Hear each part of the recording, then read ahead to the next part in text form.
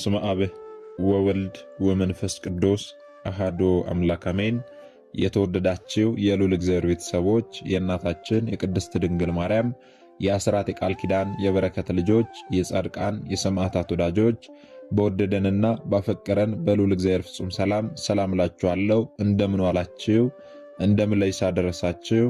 አሜን። እንደ ኃጢአታችንና እንደ በደላችን ብዛት ሳይሆን እንደ ምሕረትና እንደ ቸርነቱ ተመልክቶ እስከ ይሳት ያደረሰን የአባቶቻችን አምላክ ልዑል እግዚአብሔር ስሙ የተመሰገነ ይሁንልን።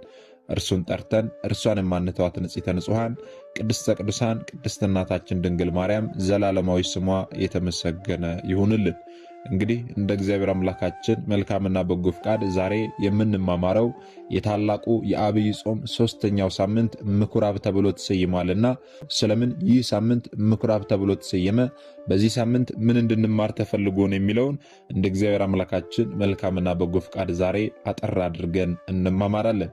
እንግዲህ የሚያስተምረን እግዚአብሔር ነው፣ የሚመክረን እግዚአብሔር ነው፣ የሚገስጸን እግዚአብሔር ነው። እርሱ በመካከላችን ተገኝቶ የጎደለውን አሟልቶ የተጣመመውን አቃንቶ በአፈ መላእክት አርሞ ያስተምረን ይመክረን ይገስጸን ዘንድ የእርሱ መልካምና በጎ ፍቃዱ ይሁንልን። የእናታችን የንጽሕተ ንጹሐን የቅድስተ ቅዱሳን የቅድስት እናታችን የድንግል ማርያም ምልጃ ተራዳይነቷ በረከቷ ሁሉ በሁላችን ላይ ይደርብን። እንግዲህ ወደ ዛሬው ትምህርታችን ስንገባ ታዲያ ቅድስት ቤተ ክርስቲያናችን ታላቁን የአብይ ጾም በ8 ሳምንታት ከፍላ ለስምንቱም ሳምንታት ደግሞ የየራሳቸውን ስያሜ ሰጥታ በዛ ስያሜዎች ውስጥ ደግሞ እኛ ልጆቿን በደንብ በሚገባ ታስተምርበታለች ማለት ነው። ቅድስት ቤተ ክርስቲያናችን የመጀመሪያውን የአብይ ጾም ሳምንት ዘወረደ ብላ ጌታችን መድኃኒታችን ኢየሱስ ክርስቶስ ተጠመቀ ከማለቱ አስቀድሞ፣ ተሰቀለ ከማለቱ አስቀድሞ፣ ሞተ ተነሳ አረገ ከማለቱ አስቀድሞ ከሰማያት ሰማያት መውረዱን መናገር አስፈላጊ ነውና የመጀመሪያውን የአብይ ጾም ሳምንት ዘወረደ ወይም ደግሞ የወረደ ብላ ከሰማያት ሰማያት መውረዱን ከድንግል ማርያም መወለዱን በመጀመሪያው የአብይ ጾም ሳምንት ታስተምረናለች ማለት ነው። ሁለተኛውን ሳምንት ቅድስት ብላ ሰይማ ደግሞ ጌታችን መድኃኒታችን ኢየሱስ ክርስቶስ ቅድስና የባህሪ ገንዘቡ መሆኑን ከማንም ያላገኘው የባህሪ ገንዘቡ መሆኑን ሰዎችን ዕለታትን ቅዱሳን ጻድቃንን ደግሞ ቅዱስ ብለን የምንጠራቸው ቅድስናቸው አስገኘው ጌታችን መድኃኒታችን ኢየሱስ ክርስቶስ መሆኑን ቅድስናቸው የጸጋ ቅድስና መሆኑን ጌታችን ግን ቅድስናው የባህሪ ገንዘቡ መሆኑን በደንብ ታስተምረናለች ማለት ነው።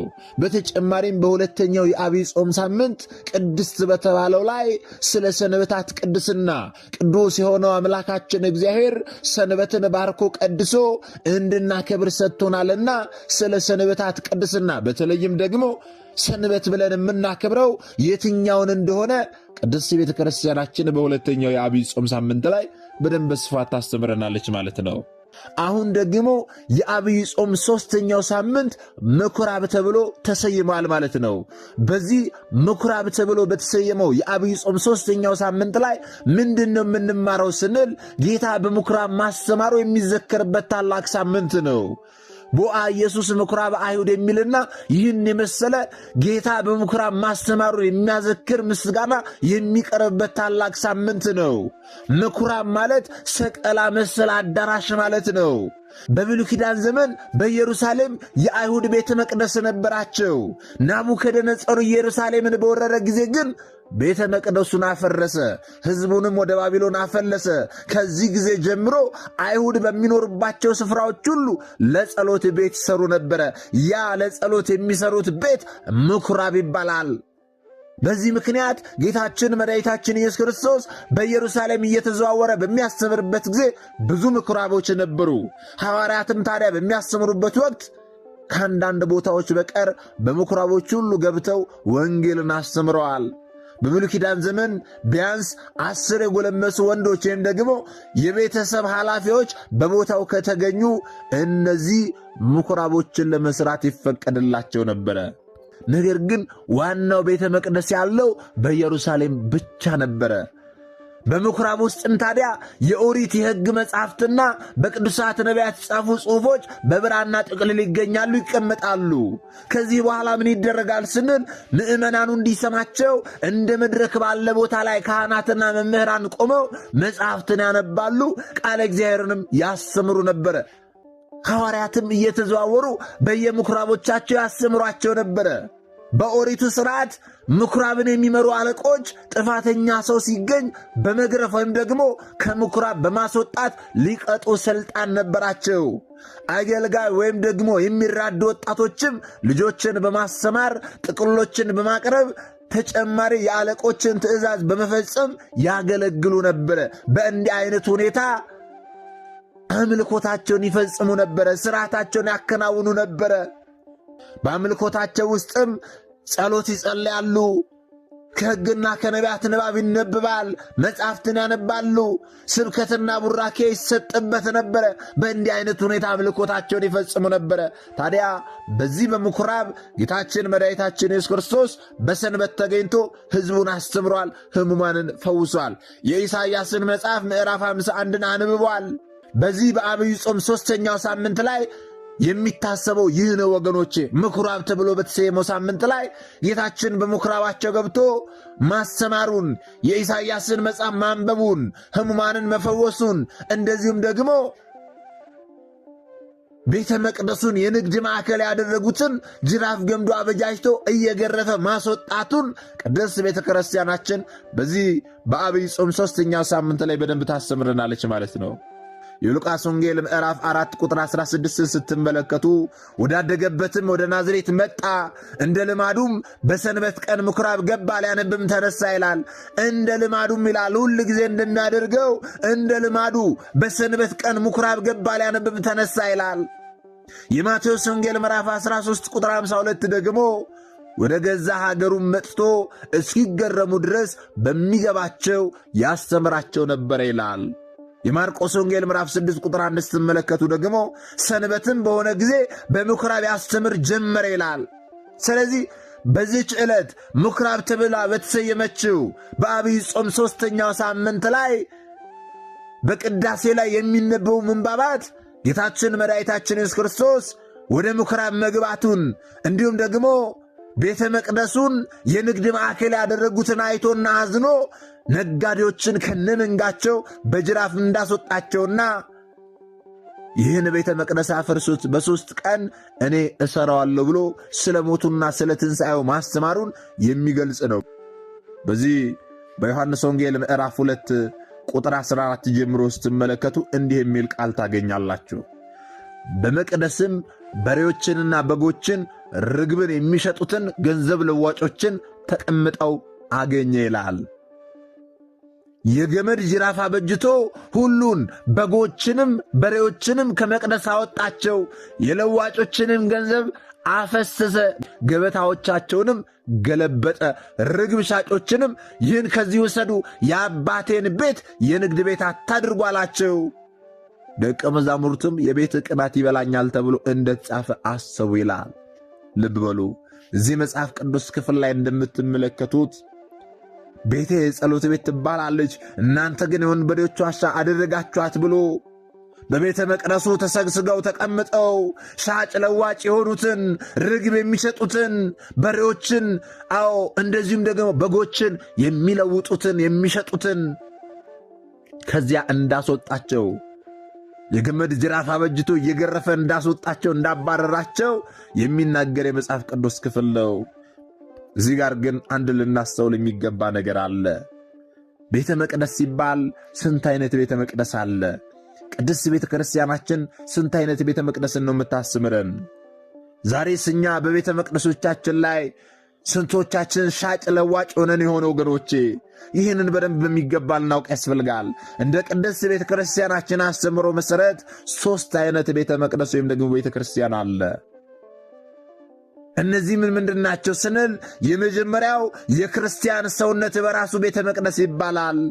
ሁለተኛው የክርስቲያኖች ስብስብ በራሱ ቤተ መቅደስ ይባላል። ሦስተኛው ሕንፃ ቤተ ክርስቲያን በራሱ ቤተ መቅደስ ይባላል ማለት ነው። እነዚህን በደንብ ልታውቅ ያስፈልጋል። ይህንንም ደግሞ ዝም ብለን ከመሬት ተነስተን ሳይሆን መጽሐፍ ቅዱስን መነሻ አድርገን ነው። ቤተ ክርስቲያናችን መጽሐፍ ቅዱስን መነሻ አድርጋ ነው ሥርዓትን የምትሠራልን።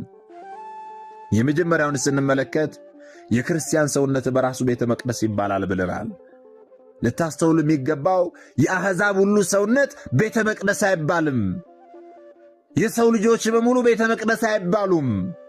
ቤተ መቅደስ የምንባለው በ40ና በ80 ቀናችን ዳግም ከውሃና ከመንፈስ የተወለድን በቅባ ሜሮን የከበርን በቅዱስ ሥጋው በክቡር ደሙ የታተምን እኛ በ40ና በ80 ቀናችን የተጠመቀን ክርስቲያኖች ቤተ መቅደስ ይባላል ማለት ነው። ይህንንም ደግሞ በዚህ በአንደኛ ቆሮንጦስ ምዕራፍ 3 ቁጥር 16 እስከ 19 ስትመለከቱ እንዲህ የሚል ቃል ታገኛላችሁ።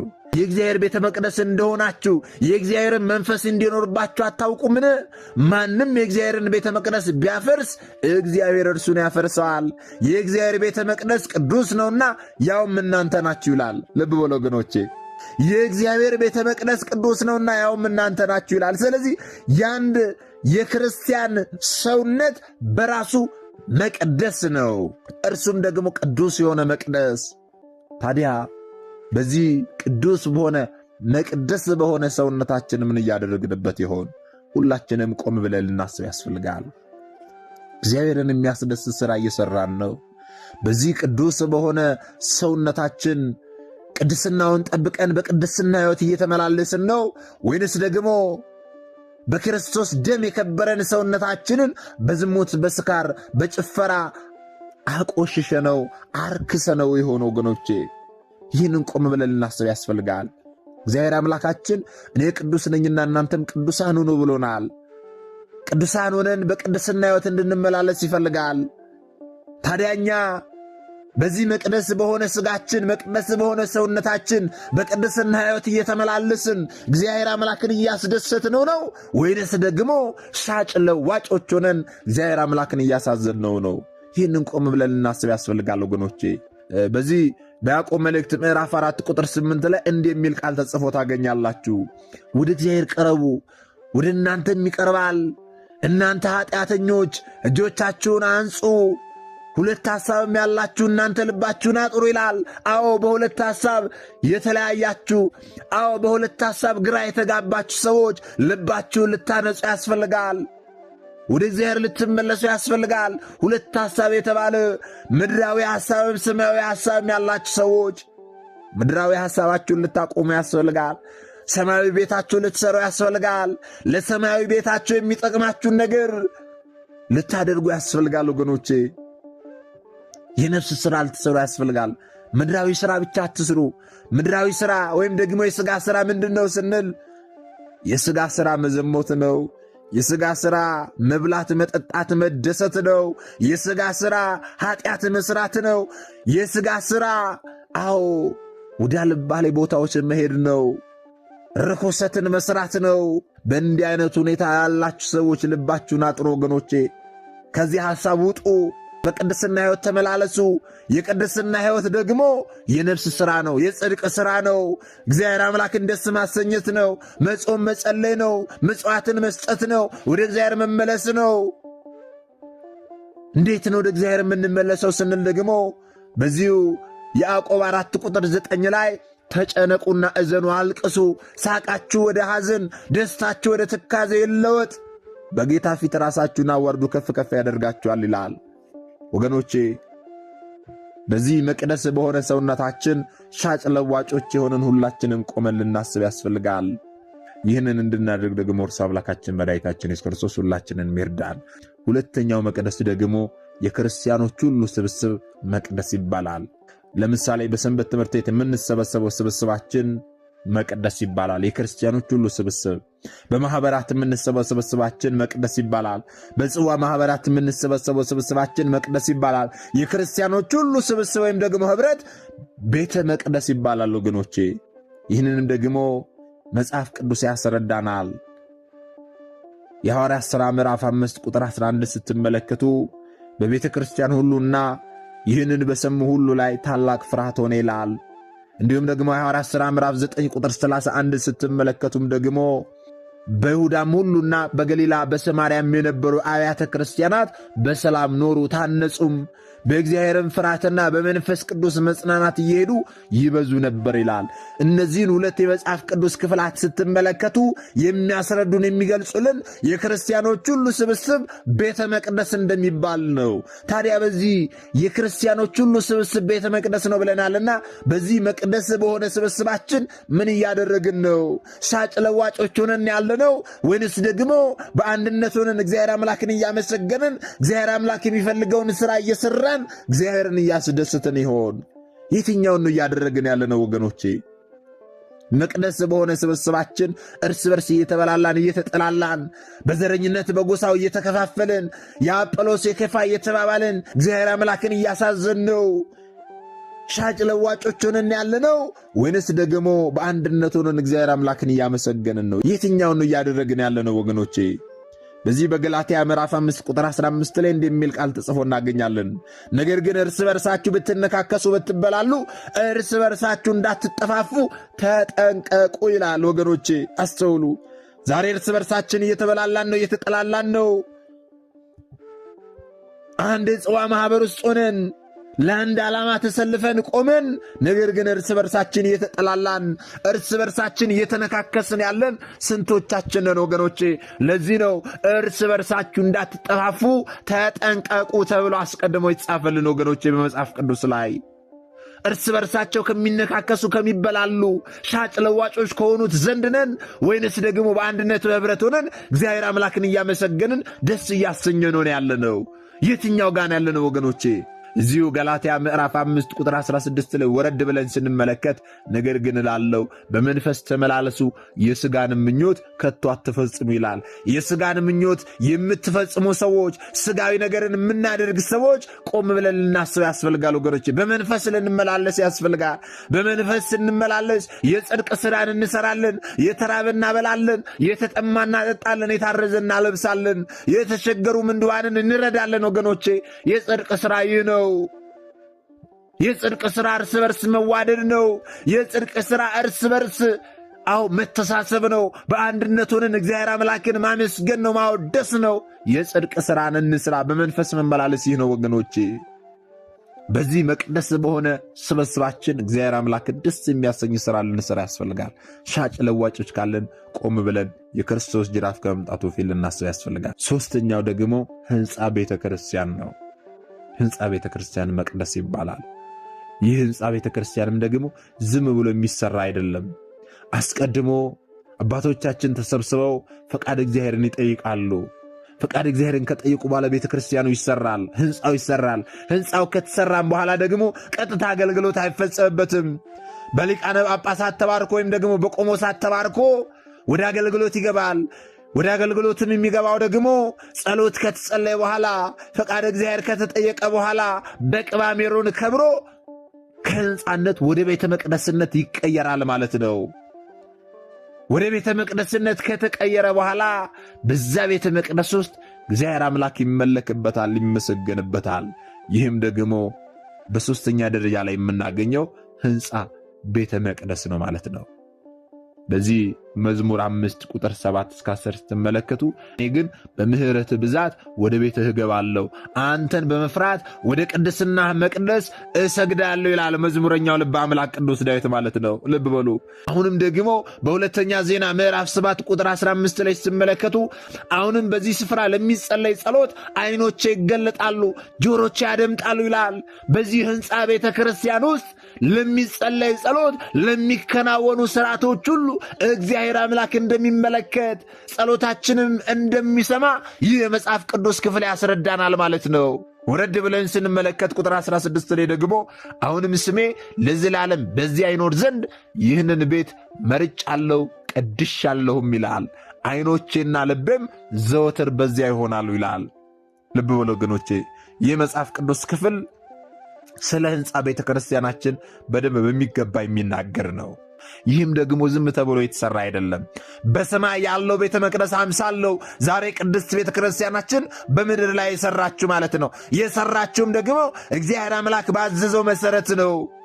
በዚህ በኦሪት ዘጸአት ምዕራፍ 25 ቁጥር 8 ላይ እንዴት ቤተ መቅደስ መስራት እንዳለብን ሲናገር እንዲህ ይላል፣ በመካከላችሁ አድር ዘንድ መቅደስ ይስሩልኝ ይላል እግዚአብሔር አምላካችን።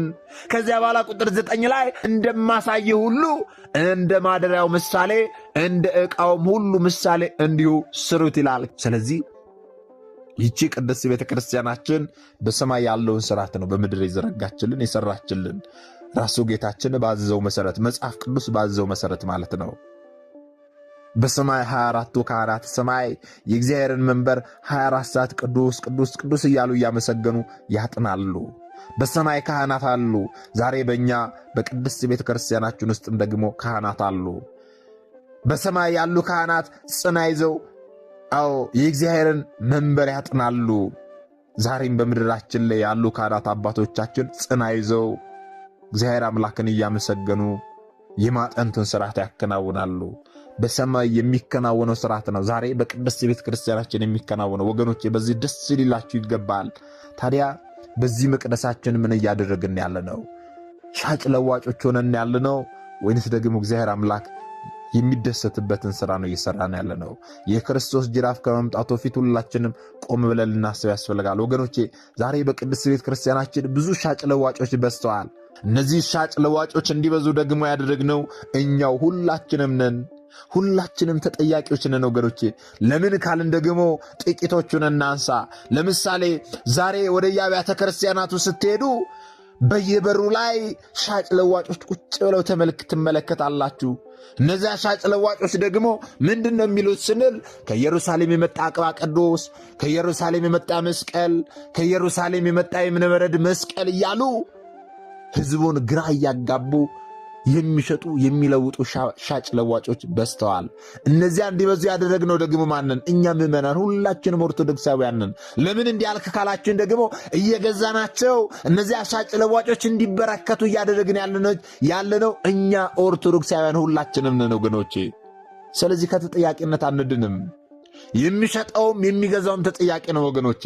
ስለዚህ በየደጃፋችን ላይ በየቤተ ክርስቲያናቱ በር ላይ ከዚህ የመጣ መስቀል ከዚህ የመጣ ቅባ ቅዱስ እያሉ የሚሸጡ የሚለውጡትን ሰዎች ጌታችን ጅራፍ ገምዶ አበጅቶ እንዳወጣቸው ምናልባት እኛ ዛሬ ጅራፍ ገምደን ማባረር ባንችል እንኳን ባለመግዛት እነዚህን ሻጭ ለዋጮችን ከዚያ በራችን ላይ ከቤተ መቅደሳችን ላይ እንዲሄዱ ልናደርግ እንችላለን። እስቲ ልብ በላችሁ አስተውሉ። መስቀል በቅድስት ቤተ ክርስቲያናችን ንዋያተ ቅዱሳት መሸጫ ሁሉ ይገኛል። የትኛውም ደብር ምናልባት በገጠሪቱ ያሉት ካልሆነ በስተቀር የትኛውም ደብር ንዋያተ ቅዱሳት መሸጫ አለው። በዚያ ንዋያተ ቅዱሳት መሸጫ ውስጥ ያሉት ቅዱሳት ንዋያት ናቸው፣ የተባረኩ ናቸው፣ አባቶቻችን የባረኳቸው ናቸው፣ በጸሎት ማለት ነው። ከዚያ መግዛት እንችላለን የፈለግነውን ነገር ሁሉ።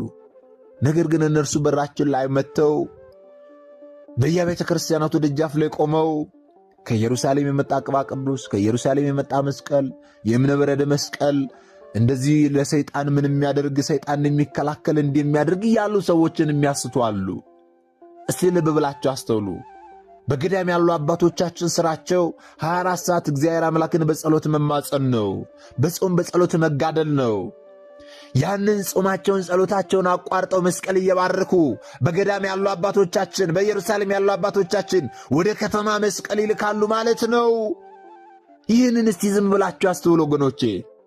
ጾም ጸሎታቸውን ትተው በከተማ ላሉ ሰዎች መስቀል እየባረኩ ይልካሉ በገዳም ያሉ አባቶች። እንዴት ማስተዋል ተሳነን ወገኖቼ? ያም ደግሞ ይሁን ካልን በከተማ ያሉ አባቶቻችን ሥልጣነ ክህነታቸው መስቀል ባርኮ ለሰው ልጆች ለመስጠት ያንሳልን ወገኖቼ። ይህንንስ እንዴት ማስተዋል ተሳነን?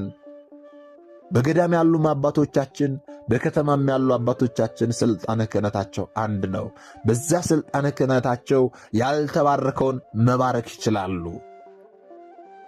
ስለዚህ በየትኛውም በአብያተ ክርስቲያናት ቅጽር ግቢ ውስጥ ካሉ ንዋያተ ቅዱሳት መሸጫ ውስጥ የምንፈልገውን ነገር ሁሉ መግዛት ማግኘት እንችላለን። ነገር ግን በየደጃፋችን ላይ ተቀምጠው እንዲሆነ እያሉ የሚሸጡ የሚለውጡትን ግን የክርስቶስ ጅራፍ ከመምጣቱ በፊት እነርሱን ቆም ብለው ሊያስተውሉ ያስፈልጋል።